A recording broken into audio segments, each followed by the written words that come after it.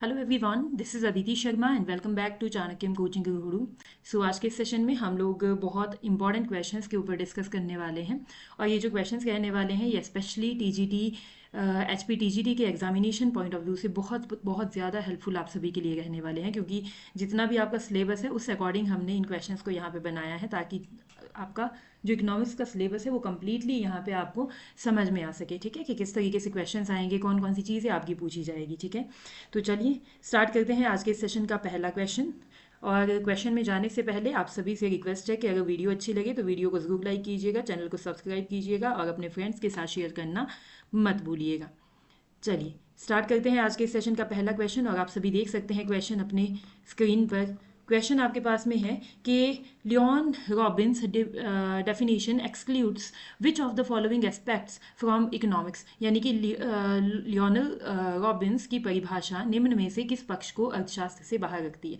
बहुत important point है, देखिएगा। स्पेशली जो रॉबिन्स थे उन्होंने स्कार्सिटी की डेफिनेशन दी थी। ठीक है, स्कार्सिटी की डेफिनेशन मतलब हम कह सकते हैं अभाव का विज्ञान इन्होंने कहा था इकोनॉमिक्स को। लेकिन यहाँ पे हम कह सकते हैं रैशनैलिटी, जो आपका सेकंड, थर्ड एंड फोर्थ, हर एक चीज़ इन्होंने कहीं ना कहीं इसके बारे में बताया था कि अभाव का विज्ञान है, लॉजिकल या फिर हम कह सकते हैं तार्किक आवंटन, रैशनल एलोकेशन की बात की थी, अनलिमिटेड वांट्स की बात की थी कि भाई लोगों की जो इच्छाएं होती है वो असीमित होती है। लेकिन यहाँ पे जो वैल्यू जजमेंट होगा वो नहीं आएगा। ठीक है, तो वैल्यू जजमेंट के के बारे में इन्होंने कुछ भी नहीं कहा था, तो इसलिए ऑप्शन नंबर ए आपका यहाँ पे सही हो जाएगा। इन एक्चुअली में क्वेश्चन का कहने का मतलब ये नहीं है कि किस बारे में उन्होंने डेफिनेशन दी है। ठीक है, क्वेश्चन के कहने का मतलब ये है कि कौन सी जो चीज़ है, ठीक है, वो उनकी डेफिनेशन में नहीं आती है। ठीक है, तो यहाँ पे आपका जो वैल्यू डिसीजन है, वैल्यू जजमेंट है, वो नहीं आएगा। अगला क्वेश्चन है Samuelson's definition improved Robbins' definition primarily by adding, कि सैम्युल्सन की परिभाषा ने रॉबिन्सन की तुलना में कौन सा तत्व जोड़कर उसे उन्नत बनाया है। ठीक है, तो सैम्युल्सन ने डायनामिक एंड ग्रोथ एस्पेक्ट को जोड़ा था और अपनी नई डेफिनेशन दी थी। तो गतिशीलता और विकास का पक्ष यहाँ पे आपका सही आंसर हो जाएगा। अगला क्वेश्चन आप सभी देख सकते हैं कि which domain of economics uses counterfactual reasoning, what would have happened if condition were different। कहने का मतलब ये है कि यहाँ पे क्या कहा गया है कि अर्थशास्त्र का कौन सा क्षेत्र प्रतिकल्पित विश्लेषण के, यानी कि अगर मतलब हम कह सकते हैं कि कौन सा क्षेत्र जो है इस बारे में बात करता है कि अगर आपके पास सिचुएशंस अलग होती तो आपका क्या घटनाएं घटित हो सकती थी। ठीक है, तो यहाँ पे आपके पास में पूछा गया है कौन सा क्षेत्र होगा, तो यहाँ ऑप्शन आएगा आपका पॉजिटिव इकोनॉमिक्स। ठीक है, positive economics and normative economics दो चीज़ें होती है आपके पास। पॉजिटिव इकोनॉमिक्स डील करता है व्हाट इससे कि एक्चुअली में रियलिटी क्या है। ठीक है, जिसको हम माप सकते हैं। अब माप सकते हैं तो इसका मतलब हम कह सकते हैं कि अगर चीज़ें अलग होती तो हम माप सकते थे ऑब्वियसली। ठीक है ना, तो इट मीन्स हम यहाँ पे क्या कह सकते हैं कि इकोनॉमिक्स में दो तरीके की इकोनॉमिक्स हम देखते हैं। एक है पॉजिटिव इकोनॉमिक्स की क्या है इकोनॉमी में, जैसे हम बोलते हैं ना कि पर कैपिटा इनकम इतनी है, नेशनल इनकम इतनी है, तो वो एक्चुअल वाला फैक्ट है। ठीक है, लेकिन जब हम बात करते हैं नॉर्मेटिव इकोनॉमिक्स की, तो नॉर्मेटिव का मतलब होता है क्या होना चाहिए इकोनॉमी में। ठीक है, तो इट मीन्स हम कह सकते हैं क्या है वो आपका किसके ऊपर बेस्ड होगा, यथार्थवाद के ऊपर, यानी कि पॉजिटिव इकोनॉमिक्स। एंड जो नॉर्मेटिव इकोनॉमिक्स है वो हमारे आशावाद के ऊपर निर्भर करता है, यानी कि क्या होना चाहिए के ऊपर निर्भर करता है। तो यहाँ पे आंसर आपका बी ऑप्शन सही आएगा। अगला क्वेश्चन आपके पास है क्वेश्चन नंबर 4। क्वेश्चन नंबर 4 आपके पास बताएगा the scientific nature of economics is question mainly due to, मतलब अर्थशास्त्र की वैज्ञानिक प्रकृति पर मुख्यतः किस कारण से प्रश्न उठता है। ठीक है, तो यहाँ पे हम कह सकते हैं कि वैज्ञानिक प्रकृति के, अर्थशास्त्र वैज्ञानिक है या नहीं है, मतलब इसके बारे में क्या एक डाउट खड़ा कर देता है कि भाई ये जो इसे अर्थशास्त्र को हम कह सकते हैं वैज्ञानिक होने से रोकता है, वो आपने बताना है। तो इसमें आएगा लैक ऑफ एक्सपेरिमेंटल कंट्रोल, यानी कि जो लैक ऑफ प्रयोगात्मक नियंत्रण का अभाव। ठीक है, तो यहाँ पे एक्सपेरिमेंटल कंट्रोल का अभाव पाया जाता है, यानी कि हम कह सकते हैं कि जितना मर्जी प्रयोग किए जाए यहाँ पे वो कम है। ठीक है, तो प्रयोगात्मक नियंत्रण का अभाव, ऑब्वियसली ऑप्शन नंबर ए आपका यहाँ पे सही होगा। ठीक है, तो अगला क्वेश्चन हम देख सकते हैं question number 5। In modern economics the role of value judgement becomes crucial in, आधुनिक अर्थशास्त्र में मूल्य निर्णयों की भूमिका कब महत्वपूर्ण होती है। तो भाई देखो, मूल्य निर्णय, ठीक है, मूल्य निर्णयों की जो भूमिका होती है वो महत्वपूर्ण होती है पॉलिसी फॉर्मुलेशन के दौरान, कि जब नीति निर्माण किया जाता है उस समय आपके पास में ये पता किया जाता है कि क्या होना चाहिए इकोनॉमी में, क्या है एक्चुअली में, ठीक है। तो मूल्य निर्णय वहाँ पे आपके सही होते हैं। मूल्य निर्णयों का मतलब होता है आपके पास में कि हमारी हम बोल सकते हैं कि जो रियलिटी पर बेस नहीं है, रियलिटी इन द सेंस कि हम कह सकते हैं मूल्य निर्णयों का मतलब होगा आपका कि इकोनॉमी में क्या होना चाहिए, लोगों के विचारों पर आधारित होता है, ठीक है। तो जब हम पॉलिसीज़ बनाते हैं तो पॉलिसीज़ बनाते हुए हमें यही देखना होता है कि क्या इकोनॉमी में हमको अचीव करना है, ग्रोथ रेट कितनी अचीव करनी है, ठीक है। तो वहाँ पे मूल्य निर्णयों का हमारे पास इंपॉर्टेंट रोल प्ले होता है, ठीक है। अगला क्वेश्चन है हमारा, economics is neutral between ends implies what, यानी कि अर्थशास्त्र उद्देश्यों के प्रति तटस्थ है का क्या अर्थ है। अर्थशास्त्र उद्देश्यों के प्रति तटस्थ है, इसका जो अर्थ होगा वो ये है कि economics does not rank wants, ठीक है। Economics does not rank individual wants, के इकोनॉमिक्स जो है ना, अर्थशास्त्र व्यक्तियों की इच्छाओं का मूल्यांकन नहीं करता है, ठीक है। यहाँ पे अच्छा बुरा नहीं माना जाता, मतलब न्यूट्रल है, जो है वो सबके लिए है, ठीक है। तो इसमें ये नहीं है कि भाई ये चीज़ अच्छी है ये चीज़ बुरी है, ठीक है। दो जो भी काम आपके पास में होंगे वो प्रैक्टिकल होंगे, सबके लिए होंगे, कॉमन होंगे, ठीक है ना। तो अगला क्वेश्चन हमारा आता है question number 7। Economics is said to be both positive and normative because, economics को पॉजिटिव भी कहा जाता है और नॉर्मेटिव भी कहा जाता है, किस लिए कहा जाता है ये आपने बताना है, ठीक है। तो यहाँ पे आपके पास में क्या होगा, देखिएगा, इकोनॉमिक्स में आप सभी को मालूम होगा कि वेरिएबल फैक्ट्स होते हैं। वेरिएबल इन द सेंस कि ऐसे चर होते हैं जिसमें परिवर्तन हो सकता है, या फिर हम कह सकते हैं कि एक वेरीफाइएबल फैक्ट्स होते हैं। वेरीफाई का मतलब है कि वेरीफाई कर सकते हैं हम इन चीज़ों को, ठीक है ना। तो यहाँ पे आपका जो ऑप्शन नंबर ए है वो आपका सही होगा। अब it contains verifiable facts and value oriented policies, यानी कि यह सत्यापित तथ्य और मूल्य आधारित नीति दोनों को समाहित करता है, ठीक है। तो यहाँ पे आपके पास में क्या है कि मूल्य निर्णय भी लिए जा सकते हैं और साथ ही साथ में आपके हम कह सकते हैं कि वेरीफाइएबल फैक्ट भी यहाँ पे होते हैं, ठीक है। इसलिए हम दोनों को लेते हैं, पॉजिटिव भी लेते हैं और नॉर्मेटिव इकोनॉमिक्स भी लेते हैं। अगला क्वेश्चन है हमारे पास, economic analysis becomes essential for welfare maximisation mainly because, कल्याण अधिकतमीकरण के लिए आर्थिक विश्लेषण आवश्यक क्यों है, क्यों होगा भाई आर्थिक विश्लेषण महत्वपूर्ण हमारे पास। इसमें दिया गया है आपके पास में, देखिएगा, रिसोर्सेज हैव अल्टरनेटिव यूजेस, मतलब देखिए, economic analysis becomes essential for welfare maximisation, यानी कि कल्याण को हमने अधिकतम करना है, उसके लिए हमारे पास इकोनॉमिक एनालिसिस का होना ज़रूरी है। क्यों ज़रूरी है, क्योंकि ह्यूमन बीइंग की जो हम कह सकते हैं, हम ह्यूमन बीइंग के पास में जो रिसोर्सेज होते हैं अल्टरनेटिव यूज़ होते हैं उसके, ठीक है। अल्टरनेटिव यूज़ का मतलब है एक ही साधन है, उसके अलग अलग तरीके से यूज़ होगा। तो हम यहाँ पे क्या करते हैं, इकोनॉमिक एनालिसिस करते हैं। मतलब जैसे मान लीजिए, जैसे हम बोलते हैं कि आपके घर में मान लो मिल्क है, ठीक है। तो मिल्क के आपके पास बहुत सारी यूज़ है, आप उसे पनीर भी बना सकते हो, आप उसे सिंपली एज अ मिल्क मतलब यूज़ कर सकते हो, ठीक है। आप उसका कुछ और भी हम कह सकते हैं, आप उसका मक्खन बना सकते हो, कुछ और कर सकते हो। तो इकोनॉमिक एनालिसिस का मतलब ये होगा कि भाई वो जो दूध आपके पास है उसको आपने किस तरीके से ऐसे यूज़ करना है कि आपको ज़्यादा से ज़्यादा पैसा मिल सके उससे, ठीक है। मतलब अगर आप उसका बिजनेस करते हो, ठीक है ना, अगर आप दूध को बेचते हो तो आपको ये देखना पड़ेगा कि भाई दूध हम सिंपली दूध बेचें या फिर दूध से बनने वाला पनीर बेचें या फिर कुछ और चीज़ें, जो भी बटर एंड ऑल जो भी चीज़ें आपके पास में रहती है, ठीक है। तो उस तरीके से उसके लिए हमारे पास इकोनॉमिक एनालिसिस बहुत ज़्यादा इंपॉर्टेंट हो जाता है, ताकि हमारे पास हम कह सकें कि मैक्सिमाइजेशन हो सके, हमारी वेलफेयर का, कल्याण हमारा अधिकतम हो सके, ठीक है। अगला क्वेश्चन है हमारा, normative statements differ from positive ones mainly due to, यानी कि जो नॉर्मेटिव स्टेटमेंट्स होती है वो पॉजिटिव वन से कैसे डिफरेंट होती है, ये पूछा गया है यहाँ पे। देखिएगा, इसका सही आंसर होगा मूल्य आधारित निर्देशात्मक प्रकृति, यानी कि वैल्यू लोडेड प्रिस्क्रिप्टिव नेचर। तो यहाँ पे हम कह सकते हैं कि वैल्यू एक में शामिल होती है, एक में वैल्यू एडिशन नहीं होता है, ये सिस्टम यहाँ पे होने वाला है, ठीक है। अगला क्वेश्चन है question number 10, which of the following blends positive and normative elements simultaneously, निम्न में से कौन सा कथन सकारात्मक और मानक दोनों तत्वों को एक साथ में जोड़ता है, वर्णनात्मक परिकल्पना, नीति उन्मुख आर्थिक पूर्वानुमान, या फिर शास्त्रीय संतुलन सिद्धांत, या फिर उदासीनता वक्र विश्लेषण।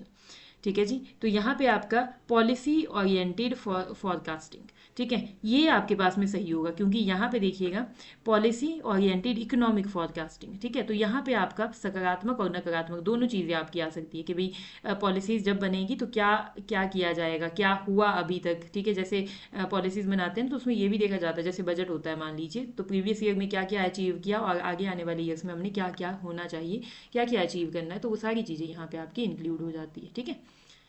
क्वेश्चन नंबर 11 की ओर चलते हैं। Positive economics forms the basis of normative reasoning because, यानी कि सकारात्मक अर्थशास्त्र मानक विश्लेषण का आधार क्यों बनता है। सकारात्मक अर्थशास्त्र जो है मानक विश्लेषण का आधार क्यों बनता है, ठीक है। देखिएगा यहाँ पे आपके पास में जो करेक्ट आंसर होगा, अब बाकी की स्टेटमेंट्स आप पढ़ सकते हो, ठीक है। और अगर क्वेश्चंस के आंसर खुद देना चाहते हो तो पहले पॉज कर सकते हैं सिस्टम को, उसके बाद में आपका उसके बाद में आप इसका आंसर दे सकते हैं, ठीक है। तो यहाँ पे क्वेश्चन नंबर 11 है आपका, provides factual constraints and possibilities. तो आंसर यहाँ पे होने वाला है आपके पास में provides factual constraints and possibilities. तो ऑप्शन नंबर बी आपका यहाँ पे सही आंसर होने वाला है, ठीक है जी। अगला क्वेश्चन है question number 12। Normative economics often relies on welfare criteria, which criterion avoids interpersonal comparison of utility। यानी कि मानक अर्थशास्त्र में प्रयुक्त कौन सा कल्याण मानदंड व्यक्तियों के बीच उपयोगिता तुलना में से बचता है। तो यहाँ पे देखिएगा जो पैरेटो ऑप्टिमेलिटी होता है बेटा, पैरेटो क्राइटेरियन, इसमें जो है आपकी तुलना नहीं की जाती। अब पैरेटो ऑप्टिमेलिटी का मतलब क्या होता है, पैरेटो क्राइटेरियन का मतलब क्या होता है, ये समझ लीजिए, बहुत इंपॉर्टेंट चीज़ है। पैरेटो एफिशिएंसी या पैरेटो क्राइटेरियन का मतलब होता है कि someone can only be made better off by making someone worse off. यानी कि जो इकोनॉमी में रिसोर्सेज है उसको हमने फुली यूटिलाइज किया हुआ है, इस तरीके से इकोनॉमी के रिसोर्सेज यूटिलाइज्ड है कि अब आगे जो है कुछ भी बेटर होने की पॉसिबिलिटी नहीं है। अगर हमने एक व्यक्ति के कल्याण को बढ़ाना है तो दूसरे व्यक्ति के कल्याण को हमको कम करना पड़ेगा, ठीक है। मतलब जितने भी इकोनॉमी के रिसोर्सेज है वो ऑलरेडी अच्छे तरीके से यूज़ किए जा चुके हैं। अब अगर हम किसी एक को बेटर करना चाहते हैं तो किसी दूसरे को हमको वर्स ऑफ करना पड़ेगा, ठीक है ना। तो यहाँ पे आपके पास में ऑप्शन बी आपका सही आएगा। अगला क्वेश्चन है हमारे पास, a statement is positive if it is, के स्टेटमेंट आपकी पॉजिटिव होगी if it is testable regardless of truth, ठीक है। मतलब सत्यता से स्वतंत्र होकर परीक्षण योग्य, ठीक है। मतलब हम कह सकते हैं, क्या कहा गया है यहाँ पे, टेस्टेबल रिगार्डलेस ऑफ ट्रूथ, सच है या नहीं है डजेंट मैटर, लेकिन टेस्ट किया जा सके उसको, इसी को हम क्या कहते हैं, आपका पॉजिटिव इकोनॉमिक्स कहते हैं, ठीक है। तो ऑप्शन नंबर बी आपका यहाँ पे सही होने वाला है। अगला क्वेश्चन है आपके पास, normative economics becomes unavoidable when dealing with, के नॉर्मेटिव इकोनॉमिक्स जो है अनअवॉइडेबल हो जाता है जब हम डील करते हैं किसके साथ में, जब हम डील करते हैं अपनी टैक्सेशन पॉलिसीज़ के साथ में, तो वहाँ पे हम नॉर्मेटिव इकोनॉमिक्स को अवॉइड नहीं कर सकते, ठीक है, अपरिहार्य, ठीक है, अनअवॉइडेबल हो जाता है। अगला क्वेश्चन है हमारा, microeconomics assumes criteria ceteris paribus mainly to, मतलब सूक्ष्म अर्थशास्त्र सिटरस पैरिबस मानता है, क्यों मानता है भाई सिटरस पैरिबस। अब देखिएगा सिटरस पैरिबस का मीनिंग समझ लीजिए, एग्जामिनेशन में कई बार पूछा जाता है। सिटरस पैरिबस का जो मीनिंग रहता है वो होता है कि other things remains the same. Other things remains the same का मतलब ये है कि जब हम कोई चीज़ पढ़ रहे हैं तो उसके अंदर सिर्फ और सिर्फ जो मेन सेगमेंट्स होंगे उसी में चेंज आएगा, बाकियों में आपके पास में कोई चेंज नहीं आने वाला है, ठीक है। तो मान लीजिए हम बात करते हैं लॉ ऑफ डिमांड की, तो उसके अंदर क्या रहेगा आपका कि प्राइस और डिमांड के बीच का रिलेशनशिप हम दिखाएंगे, ठीक है। बाकी की जो चीज़ें होंगी, बाकी के जो फैक्टर्स अफेक्टिंग डिमांड होंगे वो हमारे कांस्टेंट रहेंगे, उसमें कोई चेंज नहीं आएगा, ठीक है। तो इट मीन्स हम कह सकते हैं यहाँ पे आपका कि माइक्रो इकोनॉमिक्स में सिटरस पैरिबस जो होता है उसमें other things remains the same आता है कि अन्य बातें समान होने पर, आपने बहुत बार ये स्टेटमेंट पढ़ी भी होगी, ठीक है। तो यहाँ पे सिंप्लीफाइज मल्टी वेरिएबल इंटरेक्शंस को लिया जाएगा, ठीक है। सिंप्लीफाई मल्टी वेरिएबल इंटरेक्शन, यह बहुचर अंतर क्रियाओं को सरल करता है। यानी कि जहाँ पे बहुत सारे सेगमेंट्स है कि ये भी है 2 3 4 5 वेरिएबल्स है, तो उसमें हम क्या देखते हैं कि बाकी के वेरिएबल्स को कांस्टेंट मान लेते हैं और जो रिलेशनशिप देखते हैं वो सिर्फ 2 ही वेरिएबल के बीच में देखते हैं, और उसके लिए हम किस वर्ड का यूज करते हैं, सिटरस पैरिबस का यूज करते हैं, ठीक है। अगला क्वेश्चन है क्वेश्चन नंबर 16, एंड क्वेश्चन आपके पास में है, in macroeconomics paradox of thrift relates high saving to savings to, मतलब कि समष्टि अर्थशास्त्र में मितव्ययिता विरोधाभास उच्च बचत को किससे जोड़ता है, ध्यान रखिएगा इसको। ये जो विरोधाभास है आपके पास में, ये बचत को जोड़ता है लोअर एग्रीगेट डिमांड के साथ में, ठीक है। मतलब एग्रीगेट डिमांड मतलब सकल मांग के साथ में ये जोड़ता है। अगर आप लोगों को इनके डिटेल डिस्क्रिप्शंस चाहिए कि क्या क्या चीज़ें रहती है, कौन कौन से सेगमेंट्स इसमें होते हैं, तो हम अब हमें कमेंट बॉक्स में बता सकते हैं। हम चाहें तो इसकी कंप्लीट वीडियोस भी आपको प्रोवाइड करवा सकते हैं, ठीक है जी। अगला क्वेश्चन आपके पास में है question number 17, which of the following is micro macro linkage, यानी कि निम्न में से कौन सा सूक्ष्म समष्टि अर्थशास्त्र से, मतलब हम कह सकते हैं माइक्रो और मैक्रो संबंध है, लिंक करता है, ठीक है। तो यहाँ पे आपका दिया गया है individual saving affecting national income, या फिर money supply determined by individuals, या फिर wage setting by government only, या फिर मार्केट स्ट्रक्चर एक्सक्लूसिवली मैक्रो, ठीक है। तो यहाँ पे व्यक्तिगत बचत का राष्ट्रीय आय पर प्रभाव, ये आपके पास में बड़ा ही इंपॉर्टेंट है। आप देख सकते हैं इसमें माइक्रो इकोनॉमिक्स का एस्पेक्ट भी है कि व्यक्तिगत बचत होगा, ठीक है। और राष्ट्रीय आय आपका, आपको पता है कि कैसा कॉन्सेप्ट है आपका, आपके नेशनल लेवल का कॉन्सेप्ट है, यानी कि आपके मैक्रो लेवल का कॉन्सेप्ट है। तो दोनों की ही बात की गई है यहाँ पे। अगला क्वेश्चन है, a macro economic shock becomes micro economically relevant when it affects, यानी कि समष्टि आघात सूक्ष्म रूप से प्रासंगिक कब बनता है, कब बनता है प्रासंगिक।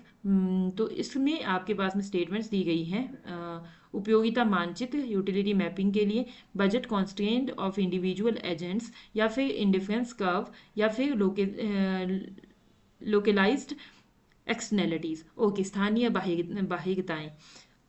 जो बाह्यताएं है ना बेटा, बहुत इंपॉर्टेंट कॉन्सेप्ट है, एग्जामिनेशन में क्वेश्चन इससे डेफिनेटली बनते ही बनते हैं, ठीक है। तो ध्यान रखिएगा इनको, आपको मालूम होना चाहिए कि बाह्यताएं होती क्या है, ठीक है। तो यहाँ पे आपके पास में बजट कंस्ट्रेंट ऑफ इंडिविजुअल आपका सही आंसर होने वाला है। देखिएगा क्या कहा गया है यहाँ पे कि समष्टिगत आघात सूक्ष्म रूप से प्रासंगिक कब बनता है, व्यक्तिगत एजेंटों की बजट सीमाएं, यानी कि budget constraints of individual agents, ठीक है। यहाँ पे सिंपली आपने क्या देखना है कि जितने भी ये कॉन्सेप्ट्स हैं ना, ये चाहे यूटिलिटी मैपिंग का है, इंडिफरेंस कर्व का है, या एक्सटर्नैलिटीज का है, अगर आप इनको देखोगे तो इसको हम माइक्रो लेवल पे स्टडी करते हैं, लेकिन जो बजट होता है उसको हम मैक्रो लेवल पे स्टडी करते हैं। तो इस तरीके से आप समझ सकते हो कि यहाँ पे अगर बजट दिया गया है तो वही हमारा मैक्रो इकोनॉमिक्स से रिलेटेड हो जाएगा, ठीक है। तो बहुत इंपॉर्टेंट टर्म है ये आपकी। अगला है आपके पास में, macro instability often originates from, समष्टि अस्थिरता अक्सर किससे उत्पन्न होती है, इम्परफेक्ट कॉम्पिटिशन ओनली, या फिर कोऑर्डिनेशन फेलियर एमंग एजेंट्स, या फिर कांस्टेंट रिटर्न्स टू स्केल, या परफेक्ट लेबर मार्केट्स। तो देखिएगा, macro instability often originates from, समष्टिगत अस्थिरताएं किसके कारण आती है, तो ये आती है आपके पास कोऑर्डिनेशन फेलियर की वजह से, कि जब कोऑर्डिनेशन नहीं होता है, एजेंटों के बीच में समन्वय नहीं होता, उस समय जो है हमारे पास इनस्टेबिलिटी आ जाती है। तो क्वेश्चन नंबर 19 में ऑप्शन नंबर बी आपका सही होने वाला है। अगला क्वेश्चन है आपके पास, micro economic studies efficiency while macro economic studies, micro economics में एफिशिएंसी की स्टडी की जाती है, दक्षता की, जबकि मैक्रो इकोनॉमिक्स में किस चीज़ की स्टडी की जाती है, एग्रीगेट स्टेबिलिटी एंड ग्रोथ की स्टडी की जाती है, ठीक है। कि साथ में हमने स्टेबिलिटी, एग्रीगेट का मतलब कंबाइंड रूप में, ठीक है, कंबाइंड रूप में हमने क्या करना है, स्टेबिलिटी एंड वृद्धि की बात करनी है। तो ऑप्शन नंबर बी सही होगा। अगला क्वेश्चन हमारे पास है, macro variables becomes meaningful when, यानी कि समष्टि चर महत्वपूर्ण कब बनते हैं। तो समष्टिगत चर आपके पास में महत्वपूर्ण बनते हैं एग्रीगेशन ऑफ माइक्रो बिहेवियर, मतलब जब हम छोटे लेवल की चीज़ों को बड़े लेवल पे कन्वर्ट करते हैं, जैसे कि इंडिविजुअल इनकम को हम मतलब इंडिविजुअल इनकम है पर्सनल लेवल की इनकम, ठीक है। तो इंडिविजुअल इनकम से जब हम बड़े लेवल पे होल लेवल पे, यानी कि नेशनल लेवल पे नेशनल इनकम की बात करते हैं, तो उसको हम कहते हैं, तब हमारे पास में मैक्रो वेरिएबल्स इंपॉर्टेंट हो जाते हैं, ठीक है। मतलब कि छोटे लेवल पे बात करते हैं तो आपका माइक्रो इकोनॉमिक्स कहलाता है, बड़े लेवल पे बात करते हैं तो मैक्रो इकोनॉमिक्स कहलाता है। तो क्वेश्चन नंबर 21 में ऑप्शन नंबर बी आपका सही होने वाला है, ठीक है। अगला क्वेश्चन हमारे पास में है, the law of diminishing marginal utility explains the saturation of wants because, यानी कि सीमांत उपयोगिता ह्रास का नियम इच्छाओं की संतृप्ति को समझाता है, क्योंकि, क्यों समझाता है, क्योंकि इसमें पहले मैं ऑप्शन समझा देती हूँ, आंसर बता देती हूँ, उसके बाद में इसका एक्सप्लेनेशन देंगे। Additional consumption gives lesser utility, option number B आपका सही होने वाला है। अब देखिएगा बेटा, ये जो law of diminishing marginal utility है, बहुत इंपॉर्टेंट थियरी है, या फिर हम कह सकते हैं बहुत इंपॉर्टेंट लॉ है ये इकोनॉमिक्स का, माइक्रो इकोनॉमिक्स का स्पेशली, जो कि आप देख सकते हैं इसका क्या मतलब होता है। बेसिकली जो यूटिलिटी होता है ना, उसका मतलब होता है want satisfying power of commodity, यानी कि जब आपने किसी चीज़ को यूज़ किया तो उससे आपको कितनी संतुष्टि मिली, ठीक है, उसको कहा जाता है यूटिलिटी। अब मार्जिनल यूटिलिटी का मतलब ये होता है कि एक extra unit of commodity use करने से आपकी जो पहले वाली यूटिलिटी थी उसमें क्या चेंज आया, बढ़ी या फिर घटी। अब यहाँ पे कहा जाता है, हमेशा ध्यान रखिएगा कि मार्जिनल यूटिलिटी हमेशा कैसी होती है, घटती जाती है, डिमिनिशिंग होती है। डिमिनिशिंग का मतलब है घटना, ठीक है। अब क्यों घटती जाती है, इसके लिए मैं एक एग्जांपल आपको देती हूँ। मान लीजिए आप कहीं से बहुत प्यासे हुए आ गए हो, आपको लगता है कि भाई बस एक गिलास पानी मिल जाए तो बहुत अच्छा हो जाए, ठीक है। तो आप जैसे ही आपको एक गिलास पानी दिया जाता है, आपको बहुत सेटिस्फेक्शन मिलती है, बहुत खुशी होती है। तो वो जो सेटिस्फेक्शन मिली वही यूटिलिटी कहलाएगी, ठीक है। अब देखिएगा, मार्जिनल यूटिलिटी घटती जाती है। घटने का मतलब क्या है, मैंने कहा था मार्जिनल यूटिलिटी क्या है कि एक्स्ट्रा यूनिट से मिलने वाली यूटिलिटी। मतलब एक गिलास पानी तो आपने पी लिया, अब कोई आपको दूसरा गिलास पानी देता है। अब देखिएगा, जब आपने सेकंड ग्लास ऑफ वाटर पिया तो उसको पीने से उतनी ज़्यादा सेटिस्फेक्शन नहीं मिली जितनी आपको पहले गिलास ऑफ वाटर को पीने से मिली थी। क्यों? क्योंकि उस टाइम आपको काफ़ी प्यास लगी थी, अब आपने पानी पी लिया है। अब सेकंड ग्लास जब दिया, हो सकता है आपको थर्ड ग्लास दिया जाए, फोर्थ ग्लास दिया जाए। तो मतलब हम कह सकते हैं कि जैसे जैसे आप ज़्यादा ज़्यादा पानी पीते जाएंगे, वैसे वैसे जो आपकी सेटिस्फेक्शन है वो कम कम होती जाएगी, ठीक है। एक टाइम ऐसा आएगा जब आपको लगेगा कि बस भाई अब पानी नहीं पीना है, ठीक है ना। तो इट मीन्स हम कह सकते हैं कि मार्जिनल यूटिलिटी हमेशा हमारी डिमिनिशिंग होती है, घटती जाती है, ठीक है। तो ये चीज़ आपके पास में additional consumption gives lesser utility, तो ऑप्शन नंबर बी आपका यहाँ पे सही होने वाला है कि सीमांत उपयोगिता ह्रास का नियम इच्छाओं की संतृप्ति को समझाता है, क्योंकि इससे क्या होता है कि अतिरिक्त उपभोग कम उपयोगिता प्रदान करता है। तो ऑप्शन नंबर बी हमारा यहाँ पे सही होने वाला है। आई होप आपको मार्जिनल यूटिलिटी का डिमिनिशिंग होने का रीजन मालूम चल गया होगा। आज का जो ये सेशन है बड़ा ही बेसिक सा सेशन है, क्योंकि इंट्रोडक्टरी टाइप यहाँ पे क्वेश्चंस आए हैं, तो उतना ज़्यादा इसमें कोई भी फैक्चुअल चीज़ें नहीं है, कुछ भी इसमें समझने वाली थियोरेटिकल चीज़ें नहीं है, ठीक है। थोड़ी सी छोटी मोटी जो भी चीज़ें हैं, आई होप आपको वो समझ में आ रही होगी। लेकिन जो बाकी के सेशंस आपके आने वाले हैं उसमें काफ़ी कॉन्सेप्चुअल चीज़ें होने वाली है जो आपको काफ़ी अच्छे से समझनी होगी, ठीक है। अगला क्वेश्चन आप देख सकते हैं, कॉम्प्लीमेंट्री वांट्स रिफ्लेक्ट्स विच फंडामेंटल इकोनॉमिक रिलेशन, यानी कि पूरक इच्छाएं किस मूलभूत आर्थिक संबंध को दर्शाती है। Independent demand, joint demand, derived demand या फिर कंपिटेटिव डिमांड। तो यहाँ पे जो आंसर आने वाला है देखिएगा, कॉम्प्लीमेंट्री वांट्स। कॉम्प्लीमेंट का मतलब होता है साथ साथ में चलना। साथ साथ का मतलब क्या होता है कि कॉम्प्लीमेंट्री वांट्स, जो जब आप एक चीज़ की डिमांड करते हो तो आपको दूसरी चीज़ भी चाहिए होती ही होती है, ठीक है। जैसे कि मान लीजिए हम बात करते हैं यहाँ पे, हम बात करते हैं यहाँ पे आपके पास ये जहाँ पे मैं स्क्रीन रिकॉर्ड कर रही हूँ, ठीक है, लैपटॉप की बात कर रहे हैं, और साथ में मतलब सिंपली हम कह रहे हैं कि एक पीडीएफ ओपन है आपके पास और एक टीचर है जो आपको पढ़ा रहा है, ठीक है। तो हम कह सकते हैं कि या अगर आपके पास सिर्फ एक चीज़ हो, ठीक है, या तो मान लीजिए हम एक काम करते हैं कि आपको सिर्फ पीडीएफ दे देते हैं और कुछ भी एक्सप्लेनेशन नहीं देंगे, तो क्या ऐसा चलेगा? ऑफ कोर्स नॉट, क्योंकि आपको कुछ भी समझ नहीं आएगा कि आगे हो क्या रहा है, ठीक है। तो इसी को हम क्या कहते हैं, कॉम्प्लीमेंट्री वांट्स कहते हैं, कि अगर आपके पास में एक चीज़ है तो दूसरी चीज़ भी आपको होनी ही होनी चाहिए, ठीक है। अगर आपके पास में पीडीएफ है तो आपके पास में टीचर भी होना ही होना चाहिए, ताकि आपको चीज़ें समझ में आ जाए, ठीक है। तो इसका मतलब हम क्या कह सकते हैं यहाँ पे, जॉइंट डिमांड। जॉइंट डिमांड का मतलब है संयुक्त मांग, कि ऐसी चीज़ों की मांग जो आपकी साथ साथ में की जाती है, ठीक है, साथ साथ में की जाती है। तो ऑप्शन नंबर बी आपका यहाँ पे सही होगा, ठीक है। जैसे आपका पेन एंड रिफिल हो गया, सॉरी पेन एंड इंक हो गया, ठीक है। अगर आपके पास में पेन है तो आपको इंक भी चाहिए, अगर आपके पास में इंक है तो आपको पेन भी चाहिए, ठीक है ना। चलिए अगला क्वेश्चन आपके पास में है, human wants change over time primarily due to, कि मानव समय के साथ मानव इच्छाएं क्यों बदलती है। तो ह्यूमन वांट्स जो है क्यों क्यों शिफ्ट होती है, shift in preference map. Obviously option number A आपका सही होने वाला है डायरेक्टली, क्योंकि लोगों की जो प्रेफरेंसेस होती है, प्रेफरेंसेस का मतलब होता है वरीयता देना। वरीयता का मतलब है कि जैसे आज हमको मैंगो पसंद है, 10 दिन बाद हमको बनाना पसंद आ गया, कुछ टाइम के बाद हमको ये चीज़ पसंद आ गई। मतलब हम बोलते हैं ना कि हमारी जो टेस्ट्स होते हैं वो चेंज होते रहते हैं। अब चेंज होते रहेंगे टेस्ट्स हमारे, तो इसका मतलब हमारी वांट्स चेंज होती जाएगी, ठीक है। आज हमको कोई एक ड्रेस चाहिए, ठीक है, कल को हमको वो ड्रेस पसंद नहीं आती, फिर हमको कोई दूसरी ड्रेस चाहिए होती है। तो इट मीन्स हम कह सकते हैं कि ह्यूमन बीइंग की जो वांट्स होती है वो शिफ्ट होती है primarily due to change in their tastes and preferences, ठीक है। अगला क्वेश्चन और आज के सेशन का लास्ट क्वेश्चन रहने वाला है, which category of wants exhibits increasing elasticity over time, यानी कि कौन सी इच्छा समय के साथ बढ़ती लोच प्रदर्शित करती है, नेसेसिटी, कंफर्ट, लग्जीरियस या फिर आपकी कॉम्प्लीमेंट्रीज। ठीक है, तो यहाँ पे आप देख सकते हैं क्वेश्चन नंबर 25 में जो सही आंसर होने वाला है वो होगा आपका लग्जीरियस। सिंपली ध्यान से पढ़िएगा क्वेश्चन को, देखिए which category of words exhibits increasing elasticity. Increasing elasticity, elasticity का अगर हम मीनिंग समझे ना तो इलास्टिसिटी का मतलब होता है कि प्राइस में या फिर फैक्टर अफेक्टिंग डिमांड में चेंज होने पर डिमांड में कितना चेंज होता है। ठीक है, मतलब इसमें 5 टाइप्स की हम देखते हैं इलास्टिसिटीज। इलास्टिसिटी ग्रेटर देन 1 होता है, लेस देन 1 होता है, इक्वल टू 1 होता है। ये बेटा बहुत लंबा कॉन्सेप्ट है, कभी डिटेल में इसको समझेंगे, और अगर आप चाहते हैं कि डिटेल में समझना है तो आप कमेंट बॉक्स में हमको बता सकते हैं। फिलहाल मैं आपको यहाँ पे सिंपली इंक्रीजिंग इलास्टिसिटी की बात करती हूँ। देखो, elasticity of demand greater than 1 का मतलब क्या होता है? इसका मतलब ये होता है कि प्राइस अगर आपका बढ़ता है, ठीक है, प्राइस अगर आपका बढ़ता है तो डिमांड में जो वृद्धि होती है वो मोर देन होती है। मोर देन का मतलब, या फिर हम इनकम की भी बात कर सकते हैं। देखो, इनकम की भी हम बात कर सकते हैं, जैसे कि मान लीजिए सिंपली, मान लो हमारी इनकम बढ़ गई, ठीक है, इनकम बढ़ गई, मान लो मेरी इनकम बढ़ गई, तो इनकम के बढ़ने से क्या होता है कि हमारी डिमांड जो है ना बहुत ज़्यादा बढ़ जाती है। ठीक है, क्वांटिटी डिमांडेड हमारी ज़्यादा बढ़ जाती है, उसको बोलते हैं elasticity of demand greater than 1 होना, कि जब आपके फैक्टर अफेक्टिंग डिमांड में चेंज आने पर आपकी जो डिमांड होती है उसमें ज़्यादा चेंज आता है, प्रोपोर्शनेटली ज़्यादा चेंज आता है, तो उसको हम बोलते हैं इंक्रीजिंग इलास्टिसिटी। ठीक है, तो यहाँ पे जो मैंने ये सेगमेंट आपको लिखा है ना, यहाँ पे आप देख सकते हो कि इनकम बढ़ेगी, क्वांटिटी डिमांडेड बढ़ेगी।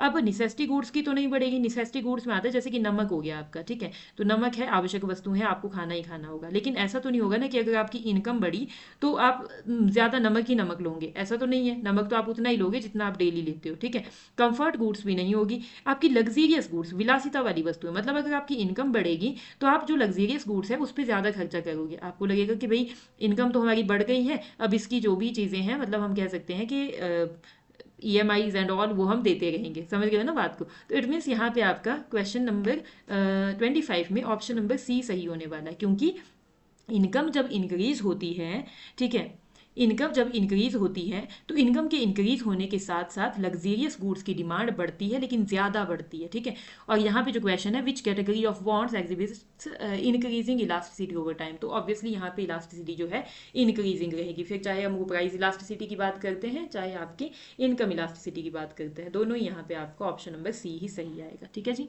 तो ये थे आज के सेशन के कुछ क्वेश्चन जो कि हमने बेसिक टॉपिक पे डिस्कस करे हैं। इसके अलावा हम बाकी के जो क्वेश्चन है, बाकी के जो टॉपिक्स हैं उनको भी डिस्कस करेंगे डेफिनेटली। बाकी वीडियो पसंद आई हो तो वीडियो को लाइक कीजिएगा, चैनल को सब्सक्राइब कीजिएगा और अपने फ्रेंड्स के साथ शेयर करना मत भूलिएगा। Thank you so much.